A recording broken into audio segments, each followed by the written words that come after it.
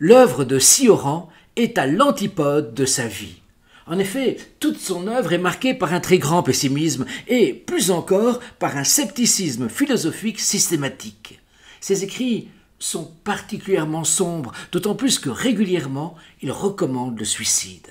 Du moins dans ses écrits, et non, dit-il, en paroles, car dans ce cas, il était confronté à des êtres de chair et de sang. C'est là tout le paradoxe, l'abyssal paradoxe de Sioran. Désespéré dans ses écrits, mais d'ordinaire un homme plutôt gai et de très bonne compagnie peut-on lire. Pour Sioran, seul le mystère de la vie et la constante curiosité qu'elle suscite constituent une raison de continuer à vivre.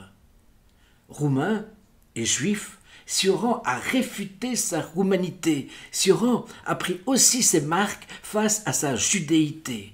C'est d'ailleurs ces prises de distance qui donnent tout son sens à l'un de ses ouvrages principaux de l'inconvénient d'être né.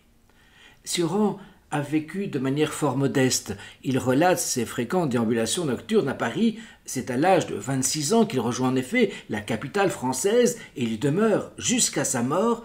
Il évoque aussi les longues nuits de solitude et ses insomnies passées dans de minuscules chambres de bonne.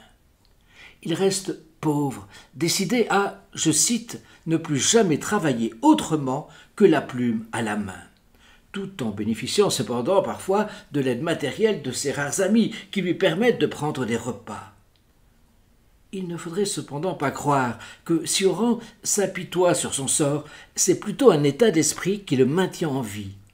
Dans la solitude, le dénuement matériel et ce retrait des divertissements modernes s'établit alors une démarche philosophique, une démarche spirituelle comparable à l'ascétisme proposé par le bouddhisme.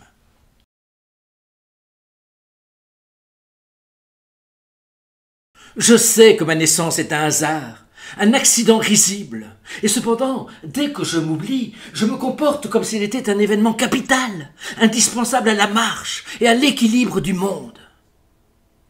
Le problème de la responsabilité n'aurait de sens que si on nous avait consultés avant notre naissance et que nous eussions consenti à être celui que nous sommes précisément. Nous ne courons pas vers la mort, nous fuyons la catastrophe de la naissance. Nous nous démenons, rescapés qui essaient de l'oublier.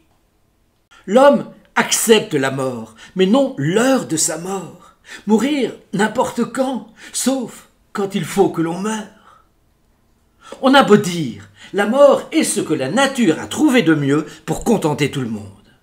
Si, autrefois, devant un mort, je me demandais à quoi cela lui a-t-il servi de naître, la même question maintenant, je me la pose devant n'importe quel vivant. Je pense à tant d'amis qui ne sont plus et je m'apitoie sur eux. Pourtant, ils ne sont pas tellement à plaindre, car ils ont résolu tous les problèmes, en commençant par celui de la mort. Pendant des années, en fait, pendant une vie, n'avoir pensé qu'au dernier moment pour constater, quand on en approche enfin, que cela aura été inutile, que la pensée de la mort aide à tout, sauf à mourir. La compassion n'engage à rien, d'où sa fréquence. Nul n'est jamais mort ici-bas de la souffrance d'autrui.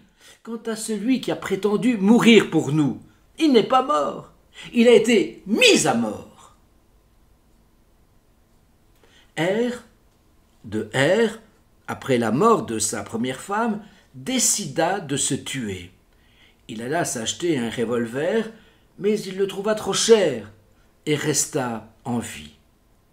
L'avarice est quelquefois utile. Socrate, la veille de sa mort, était en train d'apprendre un air de flûte. « À quoi cela te servira-t-il » lui dit-on. « À savoir cet air, avant de mourir. »